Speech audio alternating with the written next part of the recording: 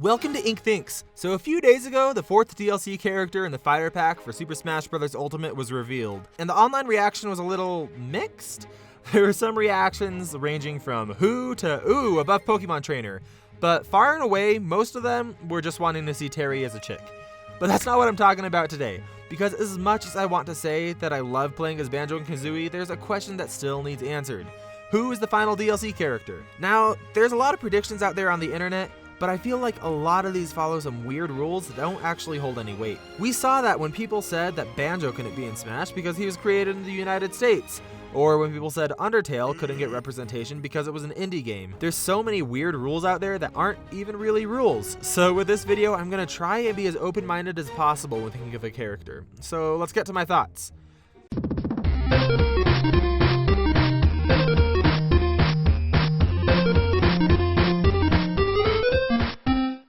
First off, we have a first-party rep. Okay, now I know I'm kind of starting this off by cheating and lumping several characters together into one slot, but I wanted to address this. Let me start by saying that a first-party pick would easily be my number one choice. There's so many good options, and that's what I love Smash for, seeing all these Nintendo characters come together, as much as I do love seeing third-party reps. Did you know that there's not a single representative from Zelda that isn't a variation of Link, Ganondorf, or Zelda? We have 3 Links and not a single Impa, which is a crime. And I could keep ranting about Zelda, but there's other things to discuss. For example, there's a distinct lack of Waluigi, Bandana Waddle Dee, Crystal, Porky Minch, Dixie Kong, and other classics, not to mention new Nintendo characters that are possible. Rex and Pyra, Byleth, yes, my guess would be Byleth, not Edelgard, but that's a whole other video. And then there's also this guy named Springman from a super obscure game that I don't think anyone's ever played. Now, I know a lot of first-party options are assist trophies and spirits, but like I said, I think we need to be open to all possibilities. Now, while I do think a first-party rep is possible, I'm gonna kind of put it near the bottom of my list because it seems like Nintendo's going for a theme here. In the Banjo and Kazooie demonstration, they said they're trying to bring as many series as possible into Smash, and I think that might mean from non-Nintendo sources. So I give the chance of a first-party Nintendo rep coming as the 5th DLC character a 3 out of 10.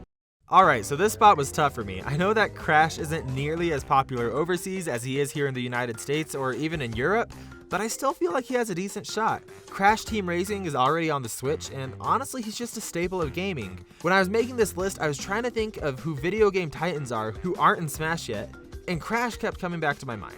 Spyro the Dragon is another great choice, and I would love him having a Dragonfly taunt that had David Spade as the voice, but I really feel like Crash would lend himself better to the game. His dash attack could be a classic spin, his side special could be throwing a Wumpa fruit at someone, which, being totally honest, I thought these were apples, I had to Google it, they're Wumpa fruits. Go figure. And his final smash could be forcing the opponent's game to suddenly have awful camera angles so they self-destruct and rage quit. That one would be a pretty powerful final smash. I think that Crash could really work here, and I think the biggest thing working against Crash, if I'm being totally honest, can be summed up in this game facts post that I saw. Sakurai. Hey Activision, could I borrow Crash for Smash? Activision. Literally who? Never heard of them. You want someone from Call of Duty instead? I give Crash a 4 out of 10.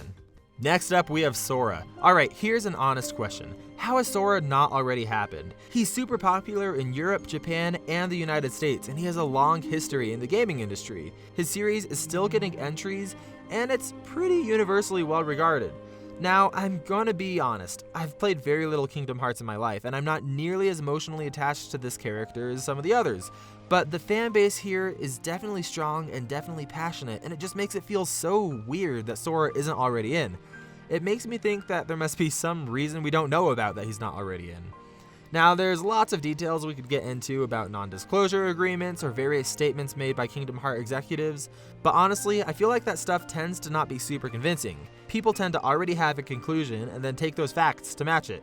But to sum things up, Kingdom Hearts executives have both said that they would like to see Sora in Smash, but also flat out that Sora isn't in Smash. Now I take this to mean that Sora probably didn't make the cut in time for the 5th slot of the Fighter Pass, but I fully anticipate seeing him in the next one. I give Sora a 5 out of 10 for this Fighter Pass. Alright, so next we have Rayman.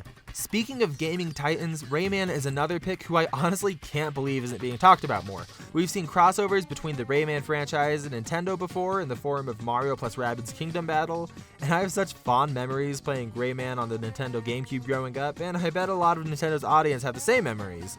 His design is super unique too. I would just love to see the ways that they could incorporate him, whether he flies with his propellers on his head or whether he swings a rabbit at someone. I don't know, I think it'd be awesome. I hear some people say that Rayman can't be in Smash because he was in Brawlhalla, but honestly, I really don't see that affecting his chances very much. Mario's appeared in other franchises, Link was in Soul Calibur, and I really don't think being in one fighting game hurts your chances of being in another one. The one thing that I really am going to pray for is that if they do add a character from the franchise, is that they go with Rayman and not one of the Rabbids. I give Rayman a 7 out of 10. Now before I get to my final pick, I just wanted to take a second and say thank you so much for making it this far in the video. If you want to make my day, go down into the comments and let me know who you think is going to be the 5th pick. I'll respond and let you know what I think of your choice.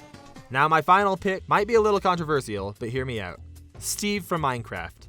Minecraft is a game that's been around for a long time. It started off as an indie game but grew to one of the most popular games in the world, maintaining a strong following even today. Sakurai has expressed his admiration for the game, and it can't be denied that Minecraft has had a huge influence on gaming culture today. The biggest arguments I hear against Steve just don't stand up for me. First I hear, he was made in the States, so he won't even be considered. Well, no. Banjo-Kazooie debunked that. And I also hear, well, he wouldn't have a good moveset, to which I say, we got Game & Watch, Captain Falcon, Wii Fit Trainer, and Piranha Plant, so no. You could also argue that Sakurai wouldn't want to do 2 reps from one company, but Ryu and Ken say otherwise. If I'm being honest, the reason I suspect Steve most has kind of been a reason that stuck around for this whole channel. I tend to really trust Verjabin, the leaker, when he talks about things, and he's held steadfast to the idea that there's going to be some sort of Minecraft representation in the game. Now I know he's been wrong about things in the past, and when it comes to Smash, I think he's been correct more often than not. So I feel like going with Verjabin is going to get you slightly better than Chance when it comes to predicting who's going to be next. I give Steve a 7 out of 10. And there you go, those are my predictions for who the final DLC slot is going to be. I hope you guys enjoyed this video, and be sure to let me know in the comments who you think is going to make the cut. Make sure to subscribe if you want to be notified of more content in the future, but above all, stay smashing.